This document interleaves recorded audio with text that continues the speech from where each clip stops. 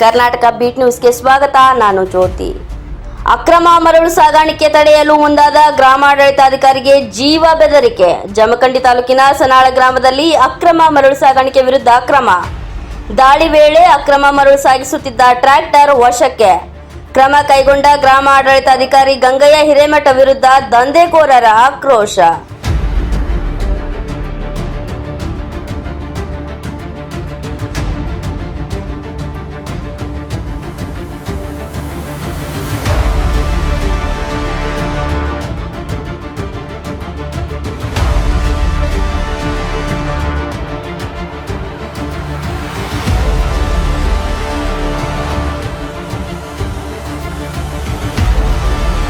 ರಾತ್ರಿ ವೇಳೆ ಅಧಿಕಾರಿಯ ಮನೆಗೆ ತೆರಳಿ 3 ವ್ಯಕ್ತಿಗಳಿಂದ ಬೆದರಿಕೆ ಆರೋಪ.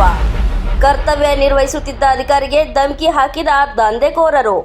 ಹನುಮಂತ ಕುರುಣಿ, ಬಾಹುಬಲಿ, ನ್ಯಾಮಗೌಡ ಹಾಗೂ ಲಕ್ಷ್ಮಣ್ ಸನಾಳ್ ಮೇಲೆ ಪ್ರಕರಣ ದಾಖಲು. ದಂಧೆಕೋರರ ಮನೆಗೆ ಭೇಟಿ ನೀಡಿದ ವಿಡಿಯೋ ಮೊಬೈಲ್ನಲ್ಲಿ ಸೆರೆ. ಘಟನೆ ಸಂಬಂಧ ಜಮಖಂಡಿ ಪೊಲೀಸ್ ಠಾಣೆಯಲ್ಲಿ ದೂರು ದಾಖಲು. ಜಿಲ್ಲೆಯಲ್ಲಿ ಅಕ್ರಮ ಮರಳು ಸಾಗಾಣಿಕೆ ವಿರುದ್ಧ ಅಧಿಕಾರಿಗಳ ಕಾರ್ಯಾಚರಣೆ ಮುಂದುವರಿಕೆ. ಬಾಗಲಕೋಟೆ ಜಿಲ್ಲೆಯ ಜಮಖಂಡಿ ತಾಲೂಕಿನ ಸನಾಳ ಗ್ರಾಮ. ಕ್ಷಣ ಕ್ಷಣದ ಸುದ್ದಿಗಾಗಿ ನೋಡ್ತಾ ಇರಿ ಕರ್ನಾಟಕ ಬೀಟ್ ನ್ಯೂಸ್.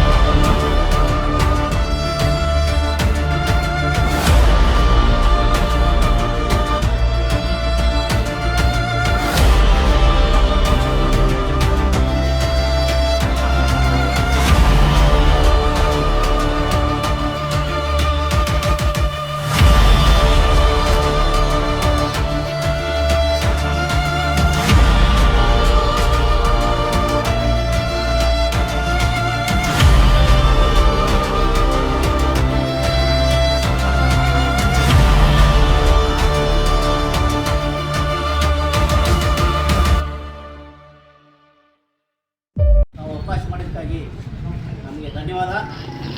ಈ ಒಂದು ಅಮಾನುಷ್ಯ ಘಟನೆ ನಡೆದಿದ್ದು ನಿಜಕ್ಕೂ ನಮ್ಮ ಕಂದಾಯ ಇಲಾಖೆಗೆ ತುಂಬಲಾದಂಥ ನಷ್ಟ ಇದು.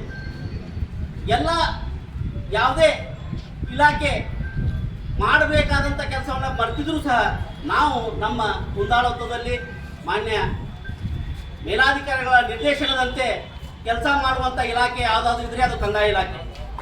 ಪ್ರತಿ ಸಲನೂ ನೋವುಗಳಿಗೆ, ಸಂಕಟಗಳಿಗೆ ಗುರಿಯಾಗೋದು ಯಾವುದಂದ್ರೆ ಕಂದಾಯ ಇಲಾಖೆ.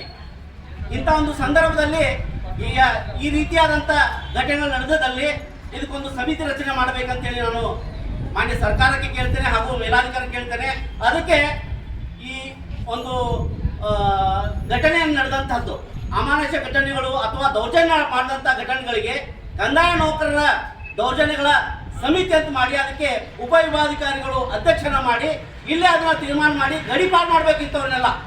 ಅವಾಗ ಮಾತ್ರ ಈ ಒಂದು ಇಲಾಖೆಗೆ ತಮ್ಮದೇ ಆದಂಥ ದಿಟ್ಟತನ ಬರ್ತದೆ.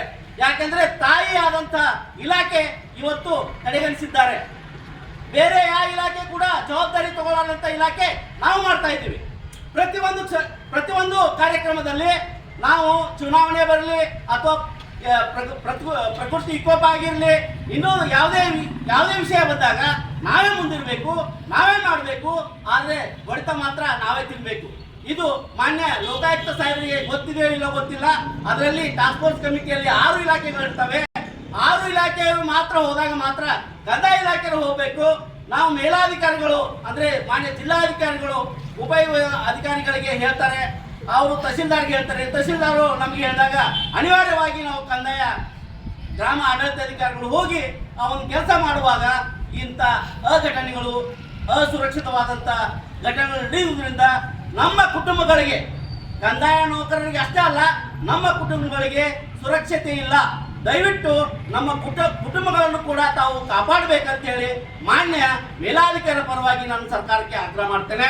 ದಯವಿಟ್ಟು ಎಲ್ಲ ವಿಷಯವನ್ನು ಅರ್ಥಕೊಂಡು ದಯಮಾಡಿ ನಮ್ಮ ಕಂದಾಯ ನೌಕರರ ಕುಟುಂಬಗಳನ್ನು ತಾವು ಸುರಕ್ಷಿತವಾಗಿ ಇಟ್ಟಾಗ ಮಾತ್ರ ನಾವು ಅನಿಶ್ಚಿತವಾಗಿ ಅಂದರೆ ಆರಾಮಾಗಿ ಕೆಲಸ ಮಾಡ್ಲಿಕ್ಕೆ ಸಾಧ್ಯ ಆಗ್ತದೆ. ನಮ್ಮ ಕುಟುಂಬಕ್ಕೆ ತೊಂದರೆ ಆದರೆ ನಿಜಕ್ಕೂ ನಾವು ಬಹಳ ತುಂಬ ತೊಂದರೆಯಲ್ಲಿ ಇರ್ತೀವಿ. ದಯವಿಟ್ಟು ಆ ಒಂದು ಸಂದರ್ಭ ತಂದ್ಕೋಬೇಡಿ. ಈ ರೀತಿ ಪದೇ ಪದೇ ಆದರೆ ಮುಂದಿನ ಹೋರಾಟ ಉಗ್ರವಾಗಿರ್ತದೆ ಅಂತೇಳಿ ಈ ಮೂಲಕ ತಮ್ಮ ಮೂಲಕ ಹೇಳಿಕೆ ಇಷ್ಟಪಡ್ತೀನಿ. ಹಿರೇಮಠ ಇವರು ನಮ್ಮ ಜಮಖಂಡಿ ತಾಲೂಕಿನ ಗ್ರಾಮಾಡಳಿತಾಧಿಕಾರಿಗಳು ಸನಾಳ ಗ್ರಾಮದಲ್ಲಿ ಕಾರ್ಯನಿರ್ವಹಣೆಯನ್ನ ಮಾಡ್ತಾರೆ. ನಿನ್ನೆ ಮಧ್ಯಾಹ್ನ ಒಂದು 12 ಗಂಟೆ ಸುಮಾರು ಅವರು ಒಂದು ಸನಾಳ ಗ್ರಾಮ ವ್ಯಾಪ್ತಿಯಲ್ಲಿ ಒಂದು ಟ್ರ್ಯಾಕ್ಟರ್ ಅನ್ನ, ಮರಳು ತುಂಬಿರುವಂತಹ ಟ್ರ್ಯಾಕ್ಟರ್ ಅನ್ನ ಹಿಡಿದಿರ್ತಾರೆ. ಅದನ್ನ ತಾವೇ ಟ್ರ್ಯಾಕ್ಟರ್ನ ಹೊಡ್ಕೊಂಡು ಬರ್ತಾರೆ. ಯಾಕಂದ್ರೆ ತಮ್ಗೆಲ್ಲ ಗೊತ್ತಿರೋ ಹಂಗೆ ಮರಳು ದಂಧೆ ವ್ಯಾಪಕವಾಗಿ ಎಲ್ಲೆಡೆನೂ ಇದ್ದಾಗ ಟಾಸ್ಕ್ ಫೋರ್ಸ್ ನಾವು ಆಕ್ಟಿವ್ ಮಾಡಿದ್ದೀವಿ. ಲಾಸ್ಟ್ 3 ತಿಂಗಳಿಂದ ಟಾಸ್ಕ್ ಫೋರ್ಸ್ ನಮ್ದು ಏನಿದೆ ಅದು ಆಕ್ಟಿವ್ ಮಾಡಿದ್ದೀವಿ. ಎಲ್ಲ ಅಧಿಕಾರಿ ವರ್ಗದವರು ಆ ಟಾಸ್ಕ್ ಫೋರ್ಸ್ ನಲ್ಲಿ ಇರ್ತಾರೆ. ಆ ಡೈರೆಕ್ಷನ್ ನ ಪ್ರಕಾರ ನಮ್ಮ ಗ್ರಾಮ ಆಡಳಿತಾಧಿಕಾರಿ ಟ್ರ್ಯಾಕ್ಟರ್ನ ತಾನೇ ಸ್ವತಃ ಪಡ್ಕೊಂಡು ಬಂದು ಪೊಲೀಸ್ ಸ್ಟೇಷನ್ಗೆ, ಗ್ರಾಮೀಣ ಪೊಲೀಸ್ ಸ್ಟೇಷನ್ಗೆ ಹ್ಯಾಂಡ್ ಓವರ್ ಮಾಡ್ತಾರೆ ಸುಮಾರು 3 ಗಂಟೆಗೆ. ಆನ್ ದಿ ವೇ ಬರುವಾಗಲೂ ಸಹ ಅಲ್ಲಿ ಪೊಲೀಸ್ ಪೇದೆ ಇರ್ತಾರೆ, ಅದ್ರ ಜೊತೆಗೆ ಅವರು ಇರ್ತಾರೆ. ಅವ್ರಿಗೆ ಅವಾಗಲೂ ಸಹ ದಾರಿಲಿ ಅಡ್ಡಗಟ್ಟಿ ಗಾಡಿ ವಾಪಸ್ ಒಯ್ಯಿರಿ ಅಂತ ಹೇಳಿನೂ ದಬ್ಬಾಳಿಕೆ ಮಾಡಿರ್ತಾರೆ ಆ ಗ್ರಾಮಸ್ಥರು. ನಂತರದಲ್ಲಿ ರಾತ್ರಿ 9 ಗಂಟೆ ಸುಮಾರಿಗೆ ಅವರ ಮನೆಗೆ ಹೋಗಿ ಅವರ ಕುಟುಂಬಕ್ಕೆ ಮತ್ತು ಅವರಿಗೆ ಅವಾಚ್ಯ ಶಬ್ದಗಳಿಂದ ಬೈದು, ನಿನ್ ಮೇಲಿಂದ ಸನಾಳ ಗ್ರಾಮಕ್ಕೆ ಯಾವ ರೀತಿ ಬರ್ತಿ ನೋಡ್ತೀವಿ, ನಿನ್ನನ್ನ ಏನ್ ಮಾಡ್ಬೇಕು ಹಂಗ್ ಮಾಡ್ತೀವಿ ಅಂತನ್ನುವಂತಹ ಒಂದು ಮಾತುಗಳನ್ನ ನಾವು ಅವ್ರು ಮಾಡಿರುವಂತಹ ವಿಡಿಯೋಗಳ ಮೂಲಕ ಖಚಿತಪಡಿಸ್ಕೊಂಡಿರ್ತೇವೆ. ಗ್ರಾಮ ಆಡಳಿತಾಧಿಕಾರಿಗೆ ಆಗಿರುವಂತಹ ಏನು ಅಮಾನುಷ ಘಟನೆ ಇದೆ, ಸರ್ಕಾರಿ ಅಧಿಕಾರಿಯಾಗಿ ಅವರು ಅವರ ಜವಾಬ್ದಾರಿಯನ್ನ ನಿರ್ವಹಣೆ ಮಾಡಿರ್ತಾರೆ. ಮೇಲಾಧಿಕಾರಿಗಳ ಹೇಳಿರುವಂತಹ ಕೆಲಸವನ್ನ ಅವ್ರು ಮಾಡಿರ್ತಾರೆ.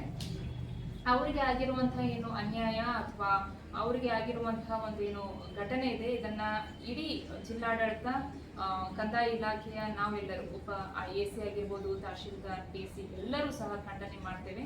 ಈಗಾಗಲೇ ನಮ್ಮ ತಹಶೀಲ್ದಾರರೇ ಖುದ್ದು ಹೋಗಿ ಪೊಲೀಸ್ ಸ್ಟೇಷನ್ಗೆ FIR ಅನ್ನ ದರ್ಜ್ ಮಾಡಿದ್ದೇವೆ. ಒಂದು 3-4 ಜನ ಅಪರಾಧಿಗಳಿದ್ದಾರೆ. ಅವರು FIR ಕಾಪಿ ಇದೆ, ಅವರ ಹೆಸರನ್ನ ಹಿಡ್ಕೊಂಡು ಅವರಿಗೆ ನಾವು ಪ್ರತಿಯನ್ನು ನೀವು ಕಳಿಸ್ತೀವಿ. FIR ಮಾಡಿದ್ದೀವಿ. ಆದಷ್ಟು ಬೇಗ ಅವರನ್ನ ಕಸ್ಟಡಿಗೆ ತಗೊಳ್ಳುವಂತಹ ಪ್ರಕ್ರಿಯೆಯು ಆಗ್ತಾ ಇದೆ. ಸೊ ಈ ನಿಟ್ಟಿನಲ್ಲಿ ನಮ್ಮ ಅಧಿಕಾರಿಗಳಿಗೆ ಸಮಸ್ಯೆ ಆದಾಗ ನಾವು ಅವರೊಟ್ಟಿಗೆ ಇರ್ತೇವೆ. ಅವರೊಂದಿಗೆ ಇದ್ದು ಪೊಲೀಸ್ ಏನು ಕಾನೂನುಬದ್ಧವಾಗಿ ನಾವೇನು ಕ್ರಮ ವಹಿಸಬೇಕು ಅದನ್ನ ಮಾಡ್ತೇವೆ ಅಂತ ನಾನು ಈ ಮೂಲಕ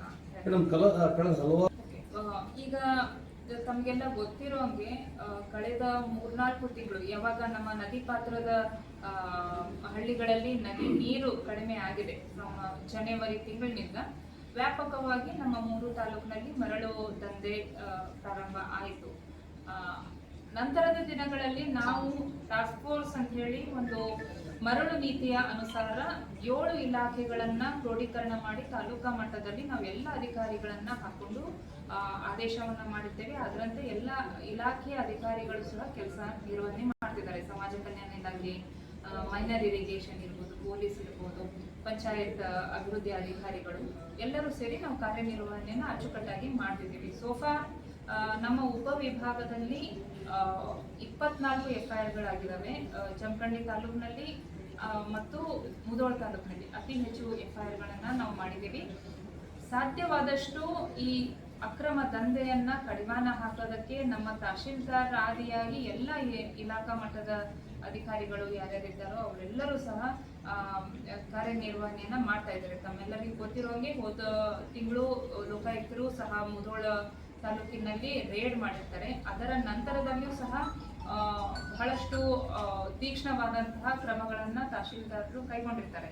ಯಾವುದೇ ಕಾರಣಕ್ಕೂ ಅಕ್ರಮ ಮರಳು ದಂಧೆಯನ್ನ, ಮಣ್ಣು ದಂಧೆಯನ್ನ ನಾವು ಸ್ಟಾಪ್ ಮಾಡಬೇಕು, ನಿಯಂತ್ರಣ ಮಾಡಬೇಕು ಅಂತ ಹೇಳಿನೇ ಜಿಲ್ಲಾಧಿಕಾರಿಗಳು ನಿರ್ದೇಶನ ನೀಡಿರೋದ್ರಿಂದ ಗಣಿ ಮತ್ತು ಭೂ ವಿಜ್ಞಾನ ಇಲಾಖೆ ಅಧಿಕಾರಿಗಳ ಸಹಾಯದೊಂದಿಗೆ, ಪೊಲೀಸ್ ಇಲಾಖೆಯ ಸಹಾಯದೊಂದಿಗೆ ನಾವು ಕಾರ್ಯನಿರ್ವಹಣೆಯನ್ನ ಮಾಡ್ತಾ ಇದ್ದೇವೆ. ಆದಷ್ಟು ನಿಯಂತ್ರಣ ಮಾಡುವಂತಹ ಕೆಲಸವನ್ನ ನಾವು ಮಾಡ್ತೀವಿ. ಈಗ ಮೇಡಮ್ ಒಂದು ನನಗೆ ಹಿಂಗ್ ಟಾರ್ಚರ್ ಕೊಟ್ರೆ ನಾ ಸುಮ್ಮರಲ್ಲ. ನಾವು ಟಾರ್ಚರ್ ಕೊಟ್ಟು ಈಗ ಏನ್ ಅನ್ಸಿದ್ರು ಏನ್ ಅನ್ಸಿದ್ರ ಹೌದಾ? ನೀವು ಎಲ್ಲಾನು ಹಿಂಗ್ ಒಗದ್ ಮಾತಾಡ್ಬೇಡ್ರಿ. ಏನು ಒಗದ್ ಹೆಂಗ್ ಮಾತಾಡ್ತೀರಿ ಹೇಳ್ರಿ ಅವ್ರನ್ನ?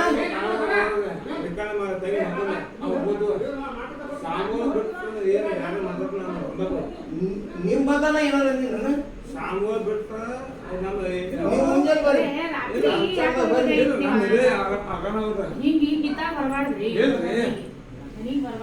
ಸಾಂಗ್ ಬಿಟ್ರೆ ತಪ್ಪ ನೀವು ಹೆಂಗ್ ಬಂದ್ರು ನಮಗ್ ನಡೀತೀವಿ ಪರಿಚಯ ಇದೀವಿ ಅವ್ರು ಹೊರಟು ಮಾತಾಡೋರು ಹಿಂಗೆಲ್ಲ ಮನೆಗೆ ಕರ್ಕೊಂಬರು ನಿಮ್ದು ತಪ್ಪಾರಿ ನಾವು ಅವ್ರದ್ದು ಹಂಗೆ ಇರ್ಬೇಕ ಅಕ್ಕ ರೈತ ಅಕ್ಕ ನೀವು ರೈತರಿ ಅವ್ರ ಮನಿ ಬಂದಾರ ಸರ್ ಬಂದ್ ಕೇಸಿಂದ ಹೊಲಸ ಬೇಗ ಮನ್ಯಾಗ ತನಿ ಮಾಡತ್ತಾರ ಸರ್ ಕುಡಿದ್ ಬಂದಾರ ಇಲ್ಲೇ ಮನ್ಯಾಗ ಮುಂದೆ ಅದಾರ್ರಿ ಈಗ ಎಸಿ ಮೇಡಮ್ ಅವ್ರಿಗೆ ಫೋನ್ ಹಚ್ಚಿದ್ದಂತ ನಾ ಯಾರಿಗ್ರಿ ಅವ್ರು ಹಿಂಗೆ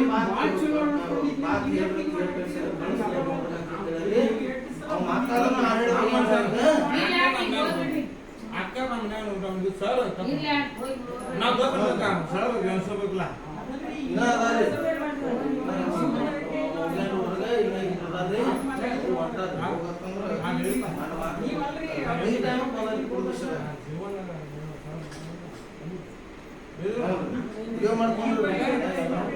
ನಾನೇ ಈಗ ಸ್ಕೂಲ್ ಅಂದ್ರೆ ನಾವು ಏನ್ ಮಾಡಿ ಕಳಿಸ್ತಿದ್ದ